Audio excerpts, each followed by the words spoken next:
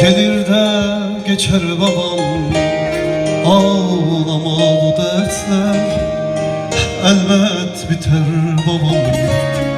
Ocaksız köylerinde dumanlar tüter elbet.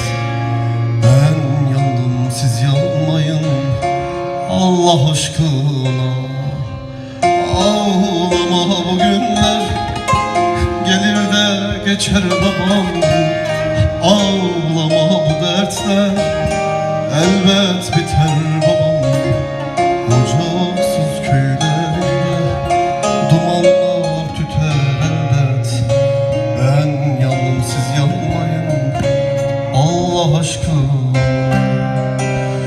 İki damla gözyaşımla satıldım pazarlarda.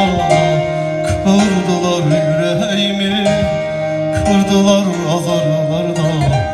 Sürgünlere yolladılar sabah dörtte yağmurlarda. Ben yandım siz yanmayın Allah aşkına. İki damla gözyaşımla satıldım pazarlarda. Kırdılar yüreğimi, kırdılar azarlarla. Sürgünlere yolladılar Paris dörtte yağmurlarda. Ben yandım siz yanmayın Allah aşkına. Ağlama bu günler gelir de geçer babam. Ağlama bu dertler elbet biter babam. Ocaksız köylerinde dumanlar tüter elbet. Ben yandım siz yanmayın Allah aşkına.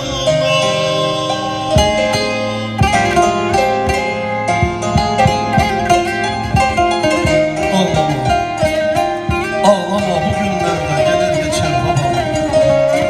Ağlama, ocaksız köyler